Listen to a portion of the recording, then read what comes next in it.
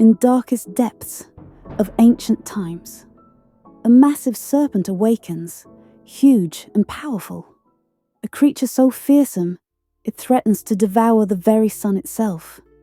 This is raw chaos, an enemy of creation.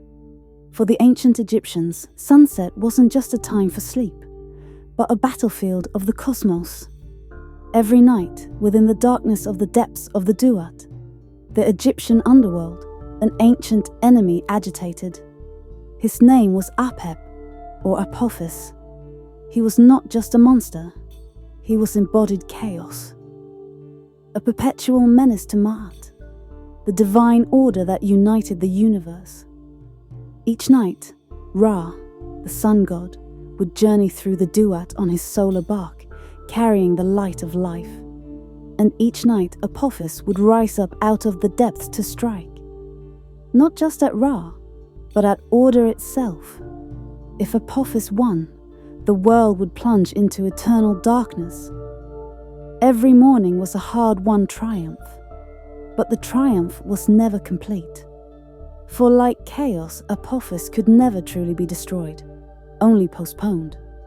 The Egyptians imagined Apophis as a serpent of gigantic proportions, his body endless, his scales the void, devouring all light, his cavernous maw, large enough to swallow Ra's entire boat. In Egyptian symbolism, snakes were often protectors, like the Uraeus cobra that crowned pharaohs. But Apophis was not a defender, but a destroyer, a beast of chaos, darkness and fear.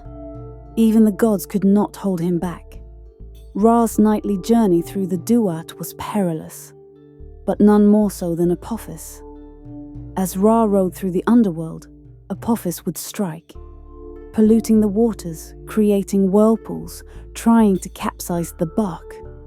But Ra was never alone. At his side stood Set, storm god, war god, and ironically protector. And yet, despite the fact that Set was a god of chaos himself, he stood against Apophis, striking the snake with a spear and casting him back into the void. But Apophis's power did not remain in myth alone. To the Egyptians, disasters, storms, floods, earthquakes, these were signs that Apophis's chaos had penetrated the realm of men. To counteract, priests would perform sacred ceremonies, burning, stabbing, or drowning Apophis effigies. They recited works like the Book of Overthrowing Apophis, invoking the gods to protect Ra and uphold order. These weren't just ceremonies, they were acts of defiance on a cosmic scale, designed to ensure the sun continued to rise and chaos stayed away. Apophis was cunning, not mighty. One tells of him using a hypnotic gaze to immobilize Ra's guards in terror.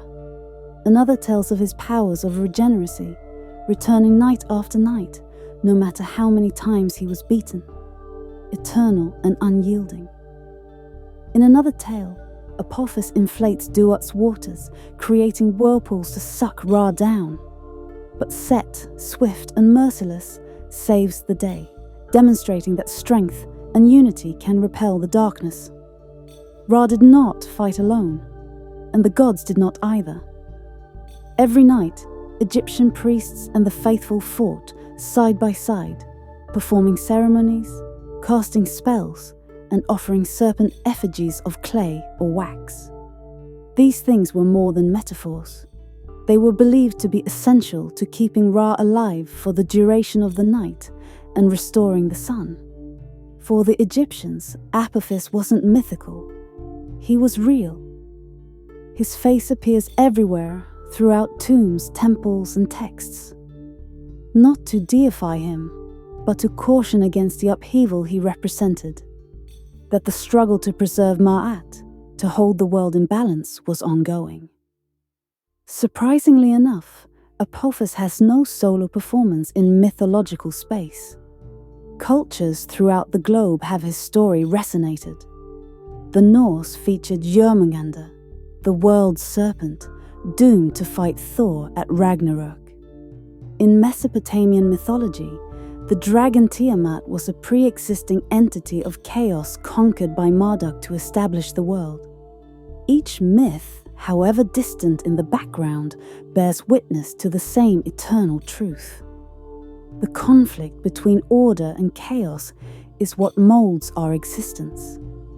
Apophis remains one of the most familiar figures of Egyptian mythology. Thanks for watching. Subscribe to get more content like this.